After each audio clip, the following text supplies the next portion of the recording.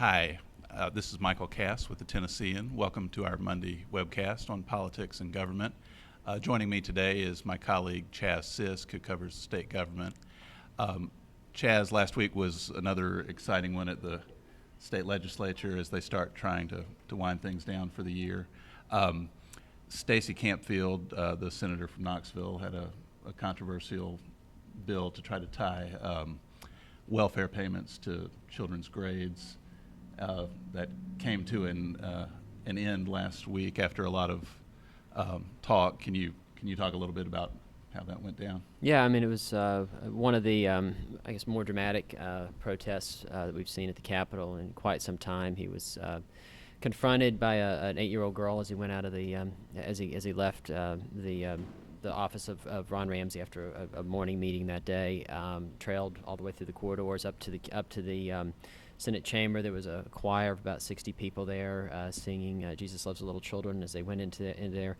It's kind of the protest probably didn't kill the bill. It was pretty good theatrics. So there were a lot of questions about it going in, but it certainly upped the pressure on the lawmakers to do something about the legislation, to vote it down.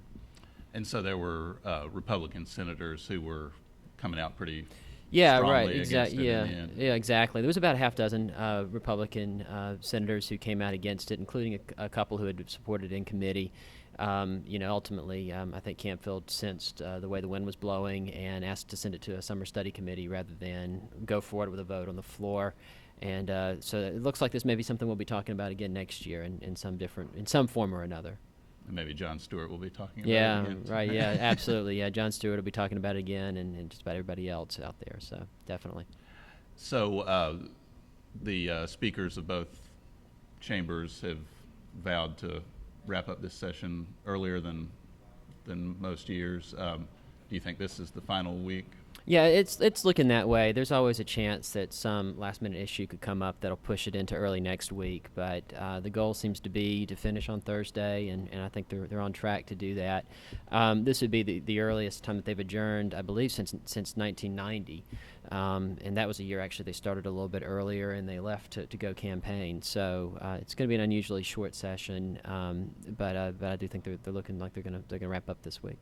And what are the big issues they've still got to resolve? Yeah, is a lot of budget done, or do they need to? No, the budget. that? The budget is usually the last thing they do, so that will be a big thing this week. There's also there's going to be the charter authorizer bill that has caused so much discussion here in Metro. There's a bill to let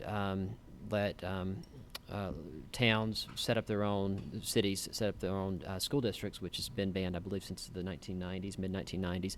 That's in response to the controversy in Memphis between Memphis and Shelby County and their school system.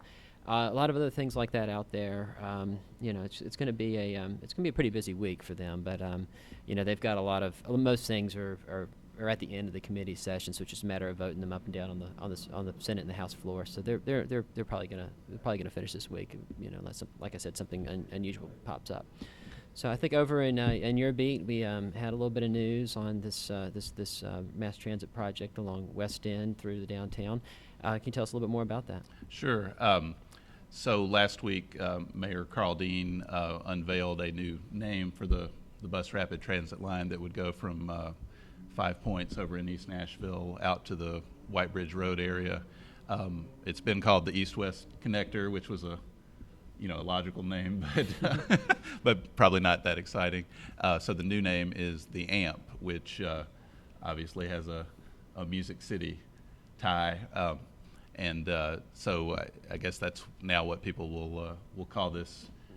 Still to be approved and funded and built. So why are they doing this exercise in branding? Well, I think trying to start raising the public awareness and get it approved. This would be a $174 million project, and they need quite a bit of federal funding to make it happen. So this is trying to move things along, and I think it has a slogan, "Moving Forward," which can apply to both the political process and the mass transit. Tell us a little bit more about the political controversy about this. We've heard a lot about West Nashville. Is that still the main opposition, or are there other sources of opposition to this coming out? Well, yeah, you've got people living along the line down West End Avenue out toward White Bridge who are concerned about it. They're the ones who would have it coming by them. Then there's a group that is not getting the line in North Nashville that's troubled by the city's choice, and would like to see Charlotte Avenue, Jefferson Street, those areas have a shot at it. The mayor and transit officials have said pretty strongly, this is where the density is along this east-west route. But they have met some resistance from North Nashville interests, including State Representative Brenda Gilmore, who has thrown out the idea that there could be a lawsuit. So it's going to be an interesting political battle. Mm-hmm. And I guess at the same time, the mayor's trying to get the city into this mass transit project. He's also trying to get the city out of some healthcare industry, some healthcare businesses. Can you tell us a little bit more about that? Right. His administration told us last week that they had hired an investment bank to try to sell Knowles and Bordeaux. Bordeaux is a nursing home that the city owns and runs.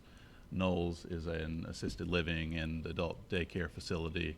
They're on the same campus, about 100 acres out off County Hospital Road. The city says they don't know yet what those are worth, but they'd like to, get Metro out of those businesses. This does not affect General Hospital, which is the city's main hospital, though there are a lot of talks about what it should look like in the future. And why out of these businesses? Why do they want to get out of that? Well, I think it's increasingly rare for cities to be running those kinds of operations.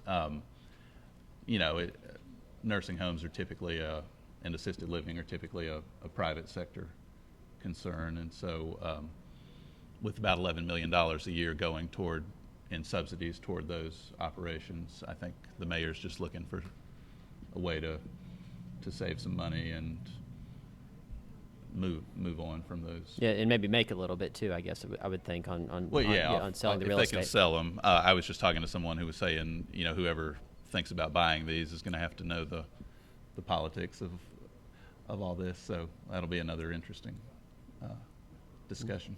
All right. Well, thank you very much. And thanks thanks for joining us this week, and I hope you'll join us again next Monday for our weekly talk about politics at the state and local level.